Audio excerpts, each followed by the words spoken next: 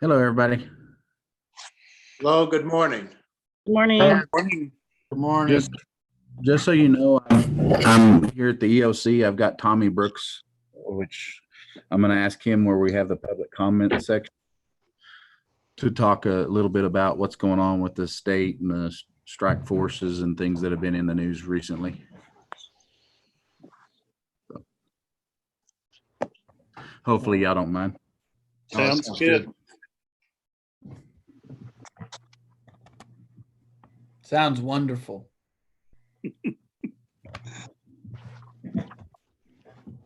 Can you see me or just hear me?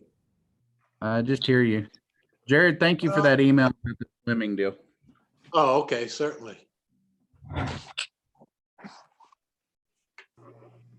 There. Maybe now you can see me. Yes. It's all about technology.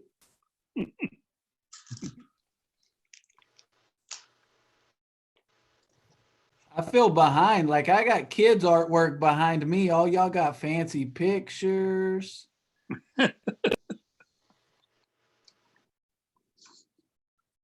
Not me. I just got a blank wall on the EOC. You'll have to talk to Tommy about that. We need to spruce this place up. You could hang some PPE on the wall. It's all over here on just the other side Yep. of him. Oh yeah. Here, I'll let you see it over there. There you go. Looks good. There you go.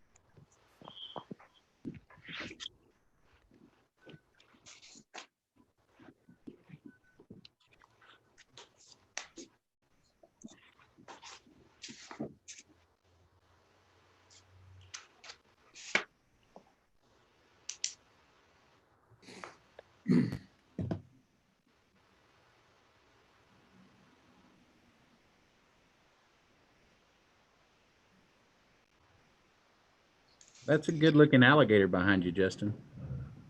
Alligator. Oh, did you zoom in or you can see it? See it? That's pretty fancy right there. You got an artist on your hands. I bet that was like from. So Madison colored that. That's probably at least 10 years ago. That's how long it's been hanging there. It may be a collector's item in 30 years. You never know. It might. I'm going to save it so she can pass it on to her children. There you go. Arby, how's the office going now?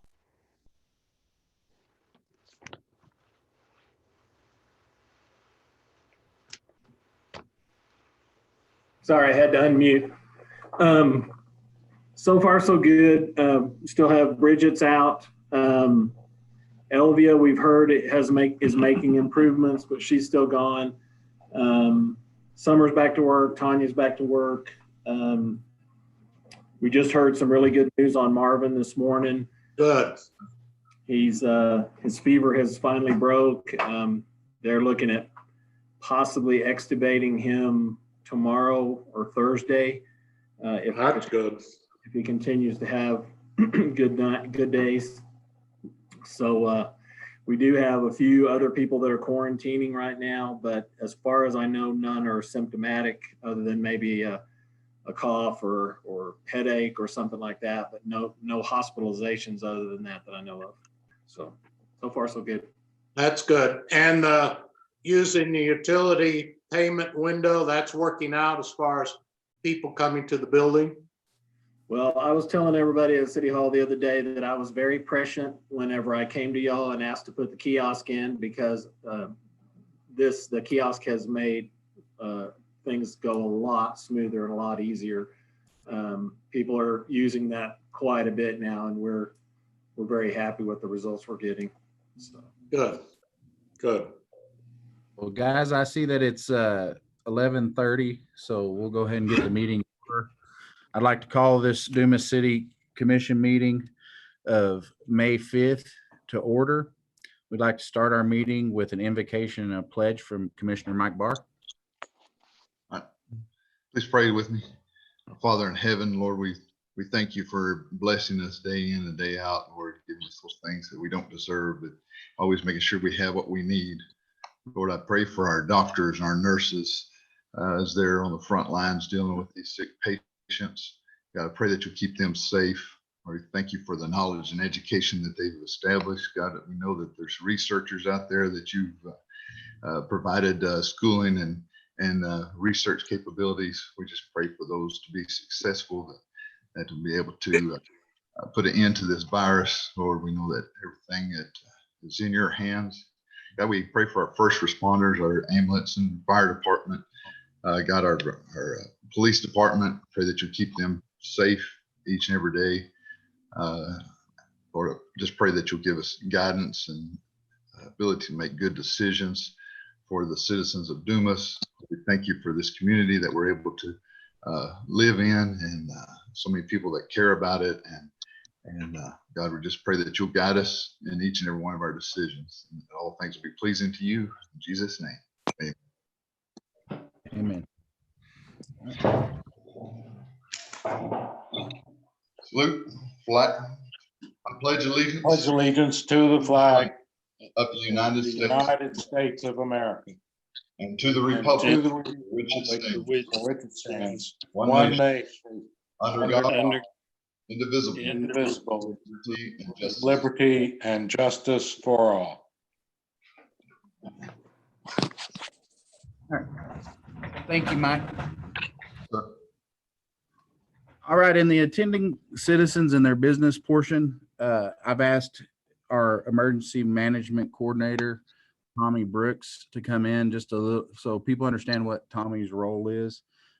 Tommy's kind of our direct contact with all the state agencies, from the Department of Emergency Management for the state, the Department of Health and Human Services from the state. He organizes all our calls, our joint calls with all the different organizations throughout the community. He's kind of he's the center force as far as the organized response that we have to Corona.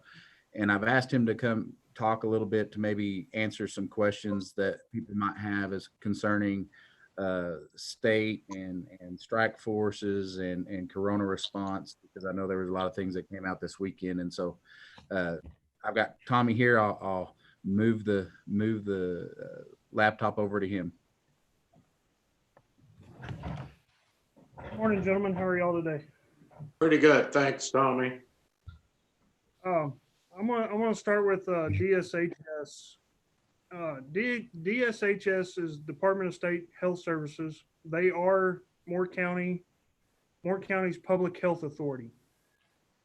What that means is, in any type of contagious disease, whether it be tuberculosis or COVID-19, their role is to do all the trace tracking, everything, do the notifications, do the quarantine orders, and they oversee all that. Recently, with the hospital, the hospital's done a tremendous job. They've helped DSHS a lot throughout this process. I don't know where the communication was lost between the two, but I think it's being corrected. They're working together. They're not coming in and taking over per se, but as our public health authority is actually their job to do, and they've been doing it from the beginning. They've just been working in hand with Moore County Hospital. So there's maybe some miscommunication out on Facebook about that, but they are continuing to do that just as they have from our very first case. With the task force thing that's coming out from Amarillo, that team right now consists of 10 people. It's made up of a representative from CDC, from TDM, which is Texas Division of Emergency Management, from representatives from DSHS. Them 10 people are up here in the Panhandle right now. They're touring some of the beef packing plants, and including JBS here in Moore County, and they're just looking and assessing the situation and seeing where they can provide assistance. To my knowledge, and after visiting with DSHS again this morning, they're not here to take over anything. They're here to provide assistance where they can help.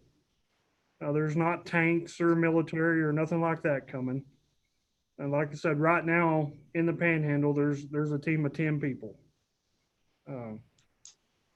But I mean, it's still our baby. It's being handled at the local level as much as possible. The state and the CDC is willing to help, and the state, is helping. But I'll be happy to answer any questions you gentlemen may have or provide any input. And as always, you're welcome to call me anytime.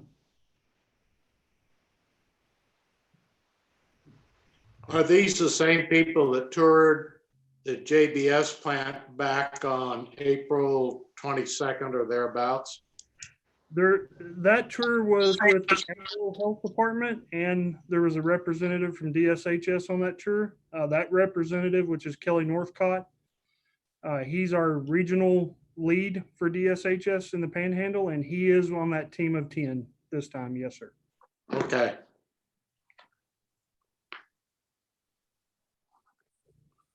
Okay, I'll let Bob have it back. Any other questions? So just to kind of make sure everybody understands, the various entities in Moore County are in constant contact. I as mayor am almost daily contact with Tommy and Rowdy. They're in daily contact with the state. We've sat on several conference calls. We were on a conference call Sunday. We were on a conference call before this meeting with the state, asking questions and finding out response. Just from my outside view looking in, basically the state is offering, and the federal government for that matter, are offering ideas and solutions and equipment to help us deal with this problem, but they're not coming in and trying to run the county or run the city or run the hospital district. They're coming out with trying to work together to provide solutions and to help us deal with the current issue. And I want to thank Tommy for all he's doing. It's constant. With the emails and text messages I get, I can promise you it's constant conference calls, and it's constant meeting and constant information. So it's really good to see everybody working together. A lot of people don't see that as much behind the scenes, but I can tell you all the organizations in Moore County are working in close contact with each other. So thank you, Tommy. Thank you, All right. Tommy. Yes, sir. Yeah, thank you, Tommy. Thank you. We'll move on to our consent agenda. The two items that are on our consent agenda is to consider the approval of the April 21st, 2020 regular city commission minutes. And item number 2, to consider the approval of paying of the bills. Did everybody have a chance to go through those two items? This is Ben. I'd move that we approve the consent agenda as presented. This is Mike, I'll second that. It's been moved and seconded that we approve the consent agenda as presented. All those in favor say aye. Aye. All those opposed? Motion carries. All right, we'll move on to our formal session. Item number 1 on the formal session is to consider the approval of ordinance number 1178, adding chapter 91 wind energy systems and amending chapter 82, article 1, section 82-1, adding wind energy system construction fee. Is Andy on the line? I am here, gentlemen and ladies. Hello, Andy. Hello. Andy? Yes, this ordinance is first reading 1178, and this is to do with wind turbines as to where they could be permitted to be installed in the city and regulations that would be protecting homeowners from having damage done to their property or excessive noise near their property from wind turbines. Arby pulled this together, and I've gone over it, and I think we talked about it last week. Any questions I can answer for you? Let me add as well that we did make some changes based on our discussion of last time.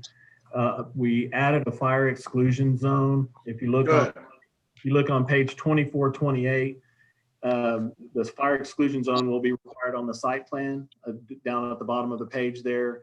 Number 10G, there will be. Yes, zone. thank you.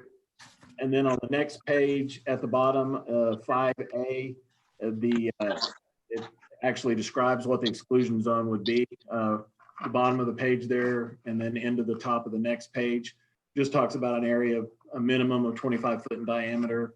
So it describes the fire zone. Another addition that I made was on the next page of 2431, item 14, there at the last paragraph, it says lack of continued insurance coverage, conforming to the terms for insurance for termination of the specific use permit. So basically, it just says you have to maintain insurance on it. If you don't maintain the insurance, then the specific use permit is voided. Good. Then on the next page, on number 17, we talked about an inspection report. So I just added in there that an annual inspection report would be submitted to the city building department, and basically just certifying to the safety and integrity of the system. And so those were the major changes that we had talked about. And other than that, everything's pretty much as stated previously. Of course, the fee, the very last page just talks about the fee, which we added is $2.50 per foot of height of tower for the building permit. And then other than that, it's the verbatim as we had talked about last time.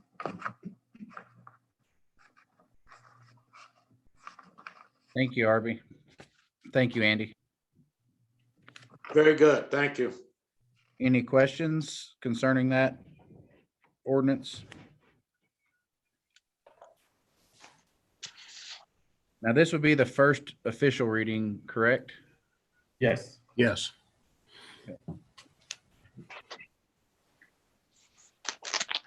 All right. I would, if there's no other discussion, I would entertain a motion to approve or disapprove. I'll make This the has been, motion. I'll move that we approve ordinance 1178, adding chapter 91 of wind energy systems and amending chapter 82, article 1. Okay, I'll second. Justin. It's been moved and seconded that we approve ordinance number 1178. As discussed, this is our first reading. All those in favor, raise your right hand, say aye. Aye. All those opposed? Motion carries. All right. Item number 2, consider the approval of a new DEDC board member. I'll present this as one of the representatives on the board. I was on the committee to find board members. So the board voted on to approve Pritesh Bhatka on April 24th. Pritesh is a local hotel owner and operator. He's married to Nita. They have twins, Cheyenne and Amaya, a boy and a girl. And his family's been here for a long time. You know, he's got a brother, Parrish, and Jayesh, and his father, Nick, all own hotels here in town.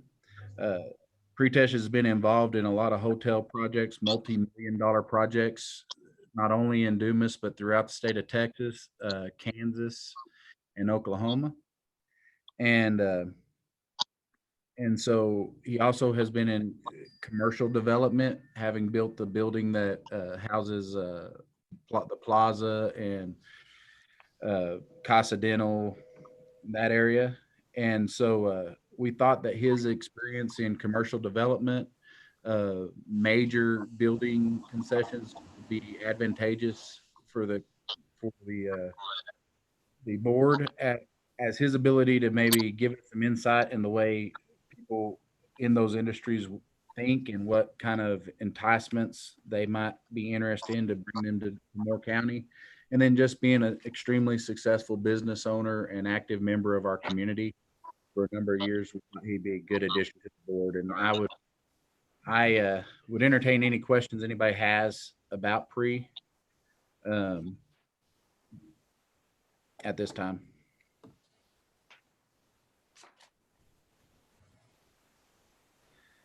If there's not any questions about Pre, I would move that we approve Pritesh Bhatka to the DDC board. I'll second that. It's been moved and seconded to approve Pritesh Bhatka as a new member of the Dumas Economic Development Board.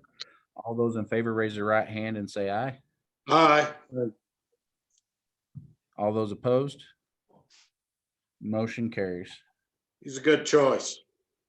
I think he's going to be a great addition. I'm really excited that he was willing. He's a busy guy, but he tells me he's going to make it a point to. He was really excited about being on this board. So, item number 3 is to consider the approval of a one-time residential utility billing adjustment. Arby? Well, as you can see on your agenda item, I just had a wild idea that maybe we might take this month and help some folks out, especially some of our low income and our fixed income folks, and basically forgive the minimum bill, still charging for consumption. In other words, anything over the minimum, we would still charge for that. But a lot of folks, especially fixed income folks and low income folks, don't hit that minimum every month. So it's about $82.50. The way we figured it up is the average minimum bill. I know that's not a lot, but it might be the difference between, buying some bread and bologna as opposed to paying your water bill this month. And with everything that's going on, I just thought it would be a good gesture for us to show a little bit of solidarity with our community and just give them some sort of relief.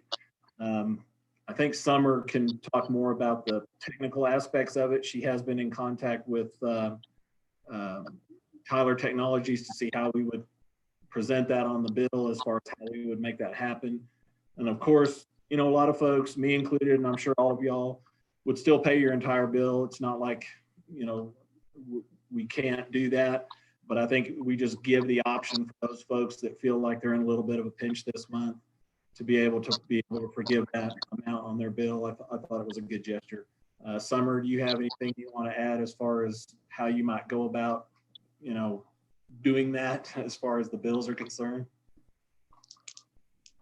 I'm talking to Tyler, and there are a couple of options as far as how we can either send out the bills without those charges, or we can put a note in bold saying, if you're having difficulty at this time, then we will waive your minimum usage fee, and we can make the adjustments on our end when the payments come in as to who chooses to pay the full bill and who chooses to take advantage of the reduced bill. Well, personally, I like the concept of some relief, because I know that probably everybody that's on this phone call, you've had no income interruption or salary interruption, but there's a lot of people that, if you think of wait staff and restaurants and a lot of other small businesses in town that cosmetology, hair salons, etc., that are still closed. And sure, the carry out, the restaurants have a small carry out, but that doesn't keep the dishwashers employed. That doesn't keep all of the wait staff employed. So I think there's something here that we ought to consider, and I'm all in favor of some relief. I would just like it to see that in our note in the billing, I'd like to see them request it. I don't want it to be automatic. That if they write something back and contact us and say, you know, I was working at ABC restaurant and we're shut down, we're no longer serving customers, you know, and I don't have that income, or I have a trucking company and we're no longer hauling, although I know the grain trucks are out there, but there are all kinds of businesses. I just like to see the request made rather than a blanket to everybody, because I kind of feel this may not be the last time that we have to do something like this. And rather than give everybody money, I'd just like to see the request come in. That's my only concern. Not sure how logistically we would do that. I think that would kind of overwhelm the one girl we have working up front if she starts getting, you know, a bunch of phone calls in that regard. I'm not sure how we would handle that. Well, I would like a written request rather than a phone call, if that's possible. Yeah. And because a written request, you could file it away. It would be a hard copy documentation. And so that, because you mentioned the fixed income, and those people that are retired and they're on Social Security, their Social Security hadn't been affected by this. They're still receiving the fixed income. Now, if they're of retirement age and still working with a business that they own, now that they might be affected that way. So what we could do then, I guess, Summer, is put a note on the bill that basically says, if you've lost your job or lost income due to this deal, please write us, or please send us a written note and we can forgive a portion of the bill. We can do something like that with the billing. Yeah, that's easy to do. I mean, we can put whatever note on the bill you instruct us to, and a lot of people are making payments, sending in checks. We're getting an increase in that, so we can say you can send that in with your payment. So when they mail their check in, they can also mail their explanation of why they've chosen to take advantage of the removal of the minimum charges. And I think our note also not only should be in English, should be in Spanish too. Oh, absolutely. Yeah. Absolutely. Yes, sir. Thank you. So if we go that route, they can take advantage of it at the same time versus having to mail something in and then wait and have it retroactively activated. Correct? Correct. Okay. They can take advantage of it. And when they mail in their payment with their letter, then we'll adjust the system as a bill adjustment. Yeah. My only issue with that, I guess, is it makes somebody, whoever's receiving it at City Hall, the judge and jury based on what somebody's writing, when personally we don't necessarily know what that family's hardships are at the time. I find it hard to kind of the oversight of it, you know, and in the spirit of what Arby's brought forth. I guess I find it hard for myself to put somebody in charge of being the judge and jury over somebody's right or wrong in their own life based on their own financial, just because they might make a decision different than one of us might make it, but it doesn't make it right or wrong. I wasn't understanding that we would be making the decision, just that we would have the documentation for their request. So they request it, we do what they've asked, and then we have the documentation. I wasn't under any impression that we were going to say yes or no to anyone. If they requested So it, if somebody mails something in, Ben, is that kind of what you're? Yeah, If they mail it in, they get it.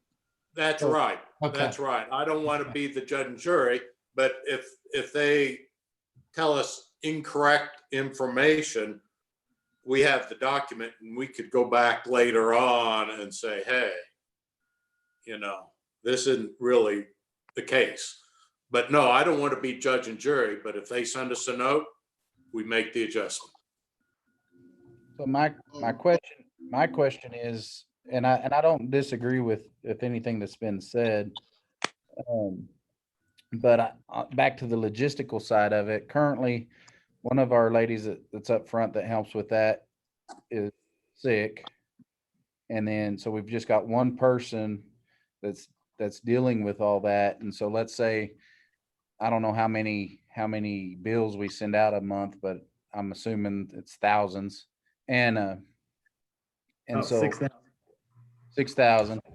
And so we get a whole bunch of these requests, and now they're having to go in and keystroke, subtract minimums from the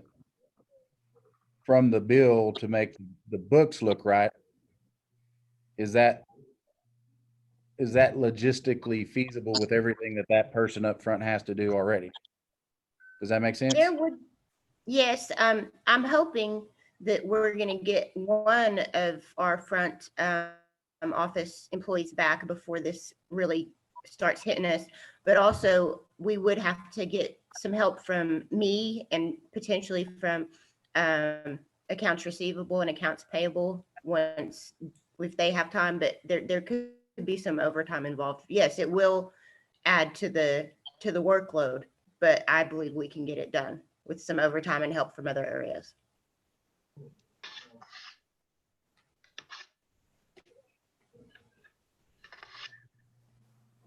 I love the idea of help, of providing some sort of help, because I know there's a lot of people in our community that are definitely feeling the stress of this. For sure, for sure. And not only employees, but business owners as well.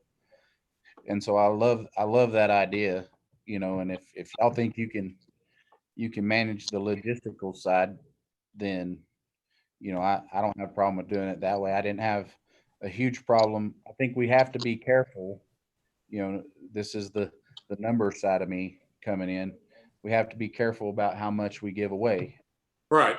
Because we're on a limited budget ourselves. And I have a feeling that as a result of this COVID-19 crisis, that there's going to be some pretty tough budget decisions going forward. I know I've had conversations with Arby about our budget, and I know we've reduced capital spending this year, and they're already in process of looking at where we can cut in the future, and feel confident that we have room in our budget right now to handle this. But I think we really got to be careful about setting up situations where we give up too much revenue, because as a city, we all know that we're in better financial shape than we've been in the past. We're still not in great financial shape. We've got a lot of improvement to make, and that would be my only cautionary tale is I want to help out as much as I can, but we have to be very prudent in our decisions to give too much aid, because we can put the city in a financial situation as well. That's a lot of the reason we wanted to do it now, because we are going into the summer season where water sales are going to start picking up. We've already noticed a considerable uptick in our water production, so we're selling more water right now. So being dry and hot the way it is, and everybody being at home doing gardening and yard work and everything, we're seeing an uptick on our water sales. So I think now's the time to do that. And that's the other reason why I felt like forgiving the minimum was the best way to go, because I see the consumption going up. Our consumption side of our billing generally is higher than what our minimum side is. This month as a representative month, last month, it was almost equal. It was about 385,000 on the minimum and about 325,000 on the consumption. And that was in that transition period between a lot of gas sales because things were warming up. So those slowed down and water hadn't ticked up yet. But I firmly believe this next billing cycle, consumption side of things are going to be considerably higher than what our minimum side would be. So this is probably the best time to do it. And yes, I'm saying one time and one time only for now. But as Ben said, it may be something that, 6 months from now we revisit if there's, if this is an elongated problem. But I think we can absorb a lot of this simply through our expenditure reductions that we've done and that we've already implemented. Summer and I met today and we talked about other ways that we're looking at in the future budget, cutting some numbers there. So now's the time to do it if we're going to do it. And I think logistically, yes, we can pull it off. But then we're just going to have to hunker down and really get serious about the next year to year and a half as far as revenue goes. So I got a question just for clarification. Am I understanding that if a bill is only charged the minimum, that's the part we're proposing to forgive, not if it has over that minimum, that they would subtract the minimum and then pay the overage, right? Correct. Correct. So if you consume over the minimum. Yes, sir. Your generally your bill consists of a $20 minimum in water, a $20 minimum on gas, a $28 sanitation fee, and a $14.50 sewer fee. All of those fees added together are basically make up your minimum. Consumption over that, you're paying for any consumption of gas over the minimum and any consumption of water over the minimum.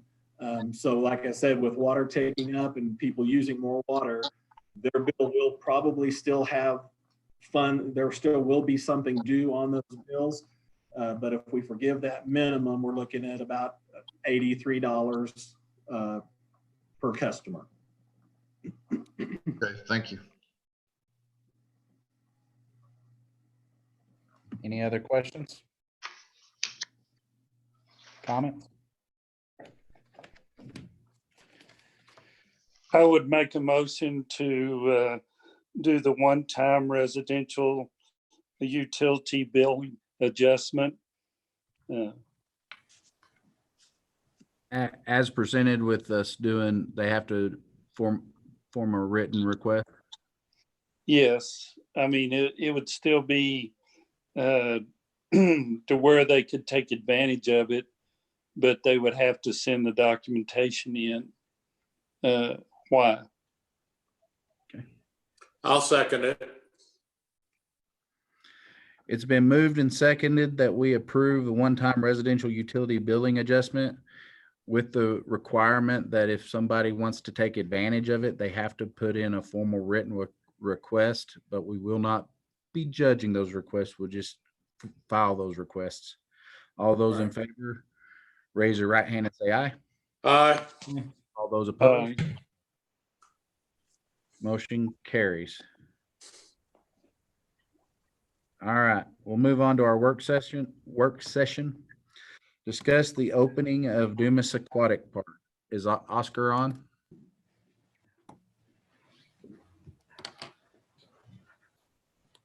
I'm right here.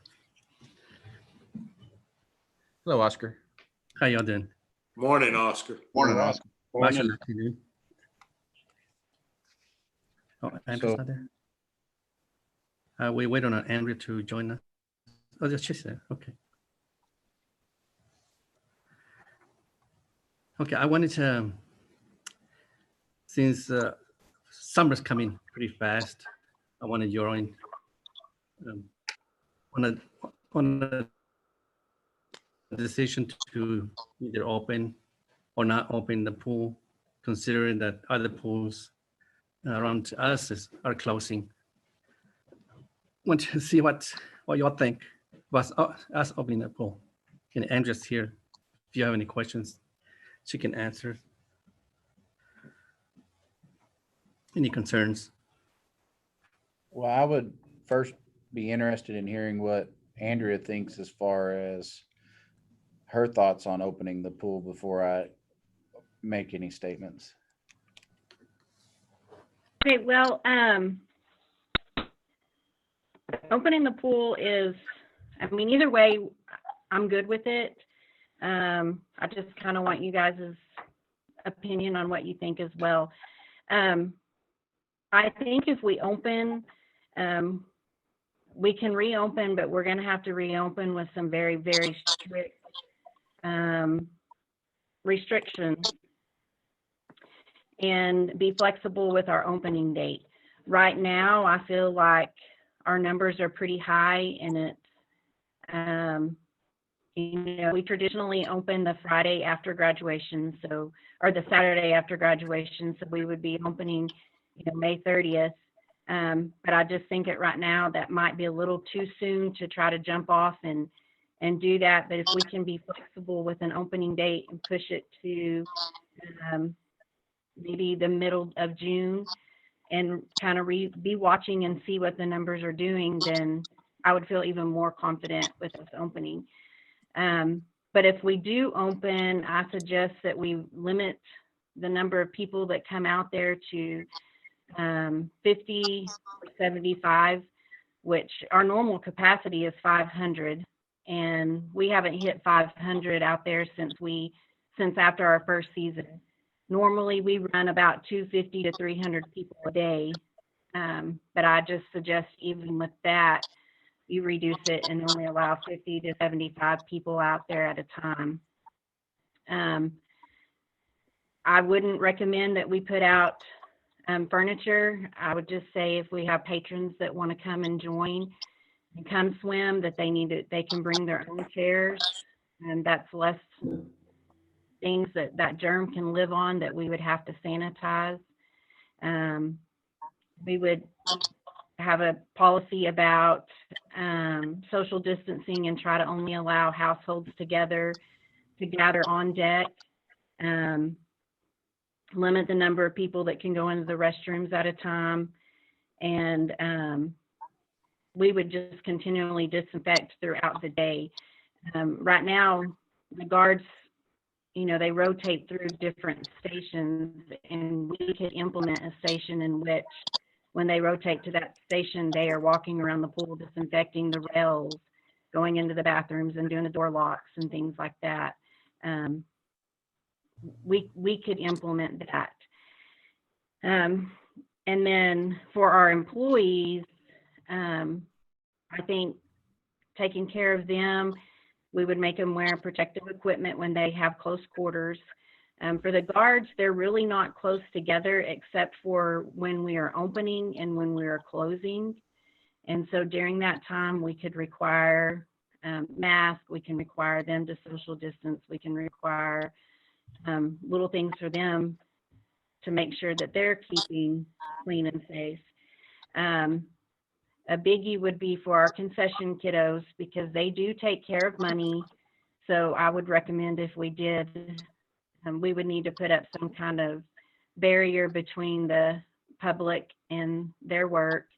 And we can allow them to wear gloves when they're handling cash, and obviously encourage them to wear a mask and frequent hand wash. But I think there's some things that we can be creative.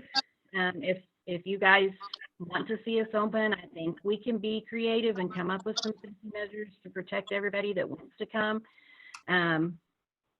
But if you feel like it's not right, then we're okay with that as well. I don't think staffing the pool is going to be difficult.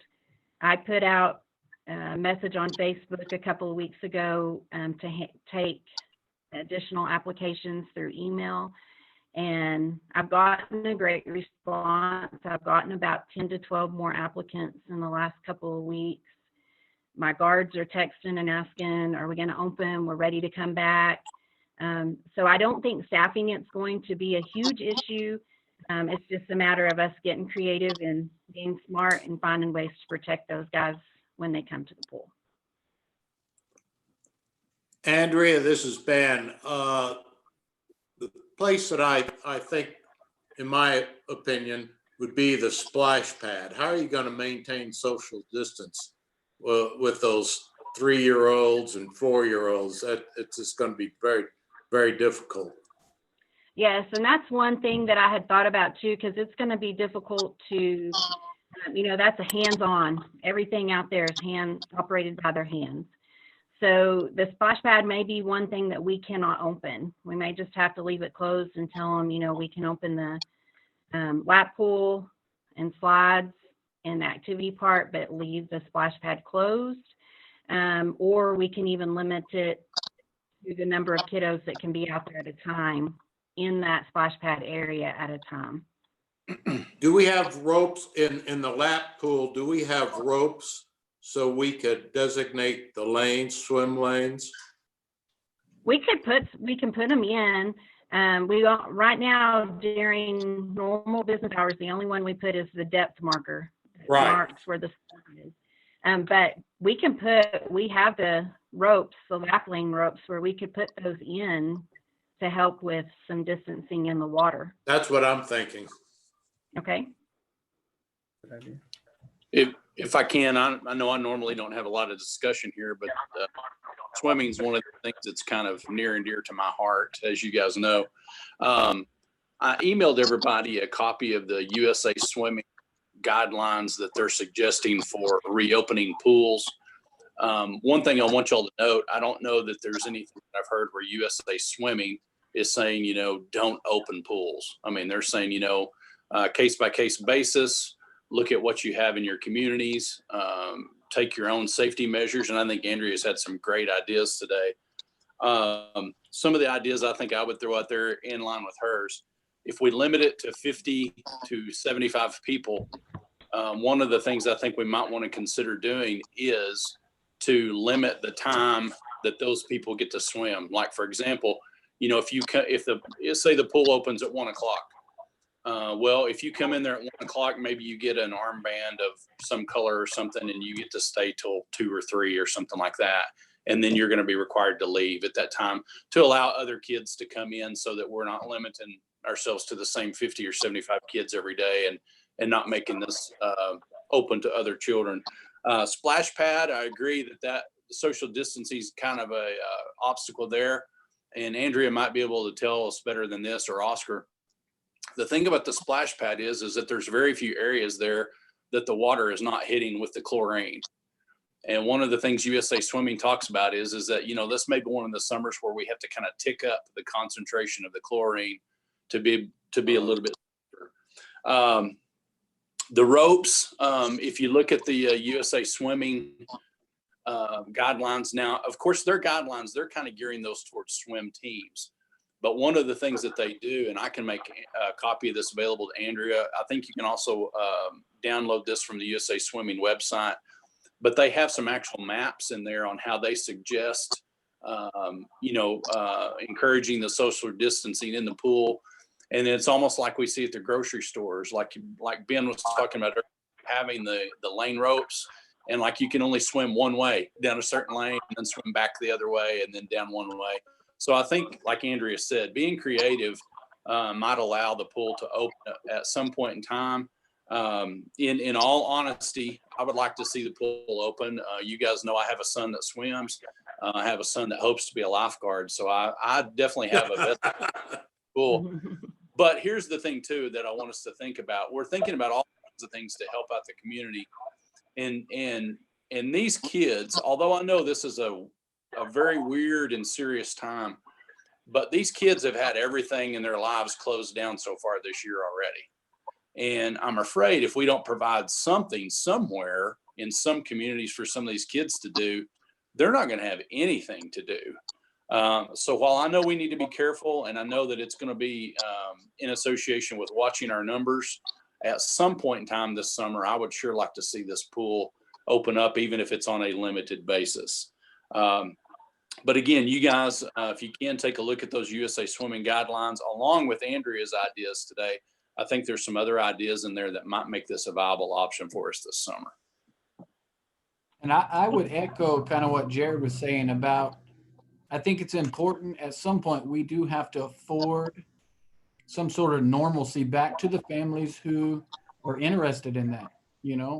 Some people aren't interested in that at the moment. It is a timing thing, but kind of what Jared was talking about, the wristbands, maybe instead of having to chase people around the pool to see what color they have on, maybe it opens at 1, closes at 3.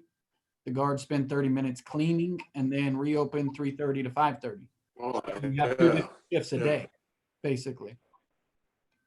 And I had thought about that. That's I good. didn't mention that, but that's something that we could definitely do easily to clear it out and then bring new people in.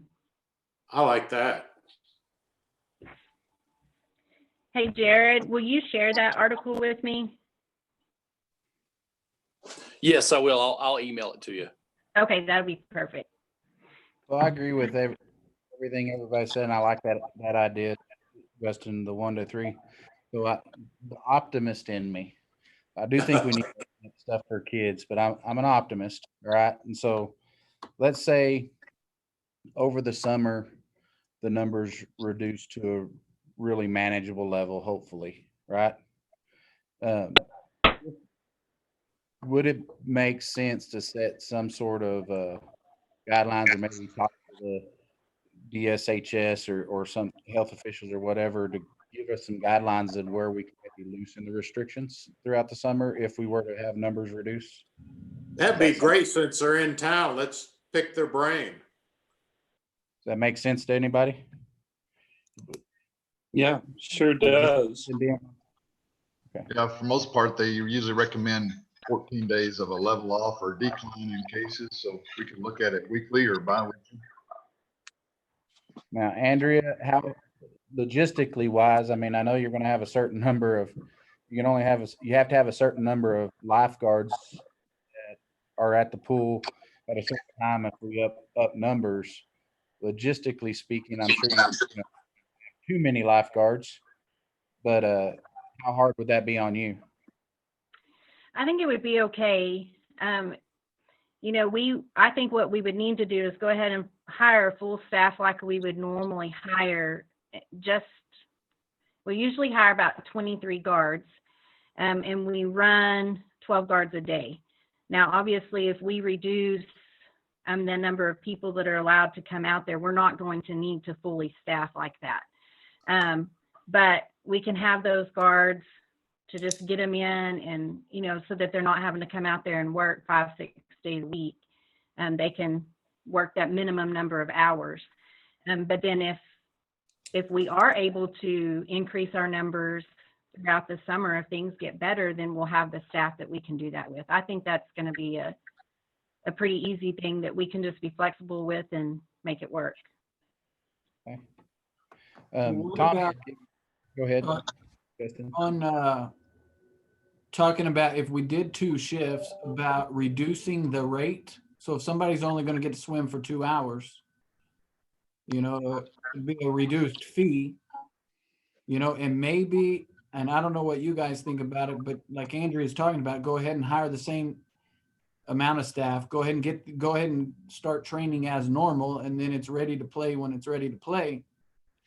But as well, if they're not getting as many hours with the full staff, you know, some of these kiddos, their summertime job might be required within their family because they help with things at home. Sure. Having a summer job. Right. So that's something else to look at with the, you know, with hiring a full staff, you know, are they going to get paid what their minimum hours are? You know, I was thinking about that, and I wonder if we could use some of them, if Oscar could use them in another role in the parks, and then pull them out of that as when the time came that we might use more lifeguards. Maybe we could use more park help to ensure they get there. You know, in that line, maybe we could form them into teams, and you work so many weeks in the pool, and then you're off into the parks for a certain period of time, and you rotate them back and forth. That way they pick up the number of hours and the pay that they would normally receive had they been working a full summer.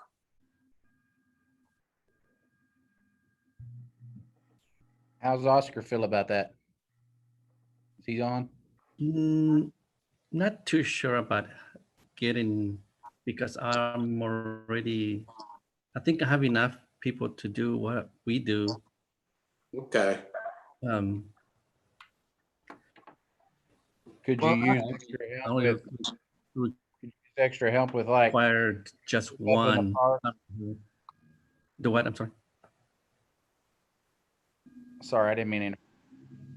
I said, could you use those extra maybe for extra trash pickup around the park, or maybe use them to paint some of the equipment around the park throughout the day, or I Is there might be able like to that use that them needs done? Well, I what might be able about, to use them for a couple of hours. what about like Andrea, you creating a couple of other stations, whether somebody's wiping down the staircase going up to the slides or wiping down the handles on the diving boards and putting as part of a station, one person at the boys' restroom, one person at the girls' restroom to manage people coming in and out of there and cleaning those as they circle through the stations. Yes, and I can do that. And that would help get some, we'd have more people in there working. And because if we are going to, I'd already thought about implementing, taking one station and making that where they're wiping down things out in the pool, but somebody to monitor the restrooms. I mean, I can do that, and I can even look carefully at their schedules. And once we kind of find out what hours we want to be open and how we want things to look, can sit down and really figure out the meat and potatoes of what I need out there and divide their hours out and get them out there. They're not going to get as many hours just basically because we will not do swim lessons. And I don't know, I don't think we should do private parties. No. So those are two big areas where the yards get a lot of extra hours. But normal operation, I think we can make it work, and I can get those staff in there and working to where they're getting probably anywhere between 15 and 20 hours a week. Well, the other side of that, if we're maintaining social distancing and we're doing a lot more cleaning, usually we got all the lifeguards for the most part are paying attention to in the water more than they're paying attention to outside the water. Maybe having those extra there looking, a group watching the water, but a group watching, making sure people are social distancing outside the water as well and disinfecting. Maybe it's going to take a normal crew anyway. Yes. Yeah. And it could very easily. And so Tommy is sitting here with me. He wrote some things down. One is on the employees, maybe doing some temp checks or screening on your employees before each shift to make sure that they're not showing any signs. Yeah, when they check in for the day. Yeah. And we can do that. I'll just share my little thought though from what I see happen at school a lot is parents will give their kids Motrin or ibuprofen to break the temperature before they send them to school. So I don't know if that's the most reliable. I don't mind doing something like that. I just know some of these tricks that people like to play. Absolutely. There's no perfect solution by any means. Yeah. But it might help catch one. Exactly. And then either would you leave the doors open, because they come through the doors to enter. Would you leave those open, or would you have someone there kind of disinfecting the doors on a regular basis? I think we would need to leave the doors open that's less contact, because there's a girl at the gate right there that can patrol anybody coming in and out. But I think we could leave the doors open.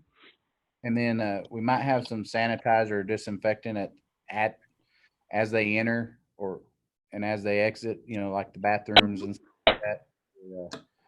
Yes. Just available. So. Yes. We could. Well, go ahead.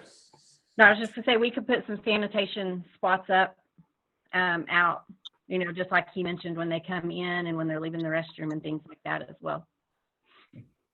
So I want to circle back to the discussion we had on the splash pad. And I know that pools have on chlorine content, there's some we have a range. It's not an absolute.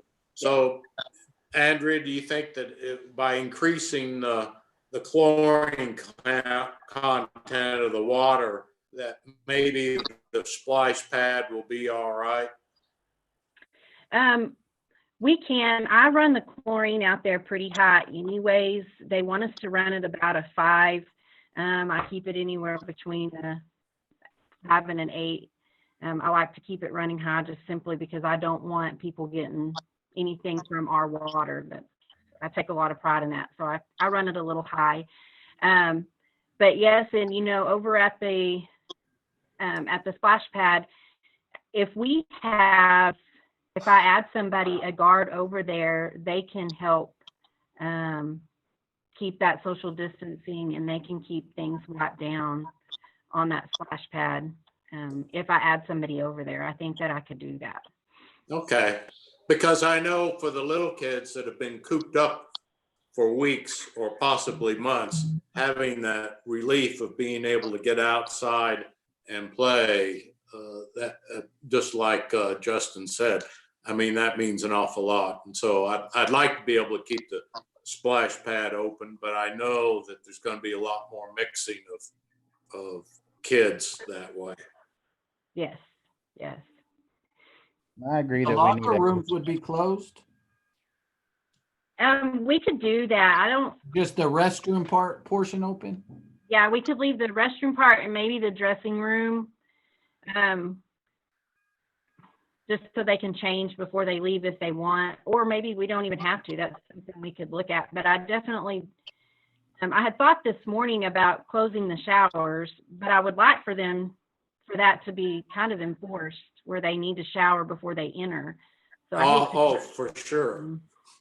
So, but also when we close, we have people that go in there and they bring their shampoo and their soap and they take a full shower before they go home. And I don't really want them to do that. I would like for them to get their stuff and head out. So we may have to figure something out on that end, because I would like to request that they, or strictly enforce that they need to shower before they get into our water. Yeah, if you're not wet when you come out of the restrooms, you go back in. Right. And there's some of that on those guidelines from USA Swimming, Andrea, that it talks about like little locker rooms and trying to not have people changing there and stuff like that. Yes. And a lot of these things we can try, you know, and if they become a problem, you just make adjustments. You close areas, you open areas, you just make adjustments. I think it'll all work. I think you're right, Pat. This is a learning curve none of us have ever done before, so we probably won't get it perfectly right the first time we try. But I agree with y'all's comments that I think we need to allow our kids to have some semblance of normalcy at some point, and this is one way that they can have some semblance of normalcy. So I like the idea of opening with restrictions, but maybe having some criteria or looking for some criteria in which we could reduce those limitations as we go through the assignments. Okay. And I like the idea of a full crew, doing the full crew and try to utilize them as much as possible. And maybe even possible that in not only the parks department, maybe other departments, we could utilize them if we needed, if we needed to give them some more hours or something, But I think we do need to try the full crew and just utilize them as we possibly can. I'm sure as tight as we run things, there's something in the city that we can do to put them to work. So then today, do we want to just set like a tentative date of say June 15th or whatever that Saturday is right in there, pending, and let Andrea and Oscar go ahead and go through all the training with the guards, all that, and then our first meeting in June, look at all the numbers and have them present at that time the actual what we are going to do based on our conversations today? That sounds good. Sounds great. Because you need to get started on your training, or we're going to run out of time. Right. And if the numbers aren't improved come that meeting, we postpone it 2 weeks and say, okay, we move tentative date from June 15th to June 25th or whatever that next date might be we choose. That sounds good. Sounds great. I'm good with that. I agree.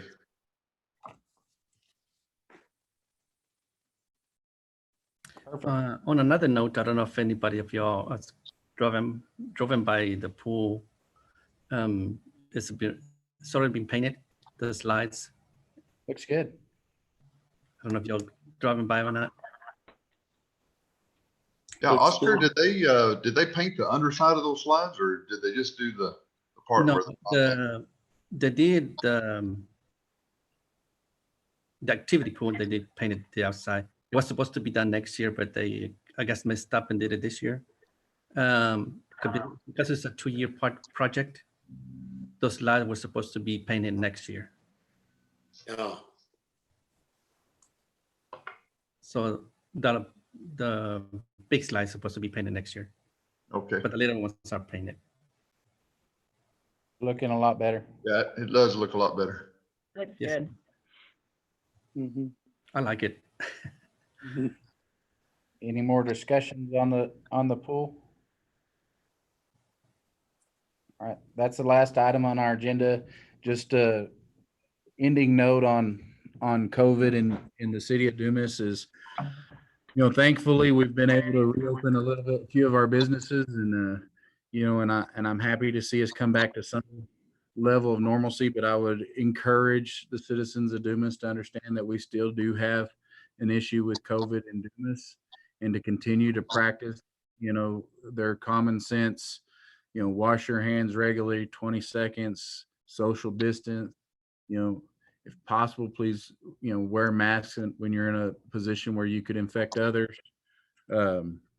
Small gatherings, less than 10, and all the protocols that we've had in place. It may start to feel like we're over the hump, but our numbers continue to grow, and so I'd ask everybody to continue to protect themselves. And if you don't feel safe, there's still the organizations in place that are providing going and getting food and medicine for those people who feel are at risk or are uncomfortable taking those types of chances. Utilize those services. Let's continue to be diligent, and maybe we can slow this down and get back to normal faster. With that being said, do the commissioners have anything else they'd like to say on that regard? thank you, Bob. Hey, All right. Well, I will adjourn the meeting. Have a great day. okay.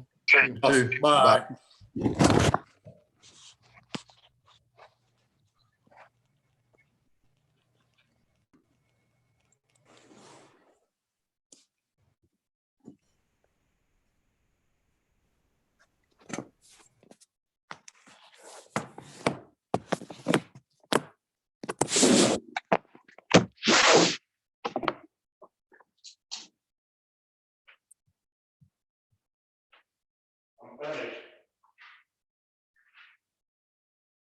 I'm finished.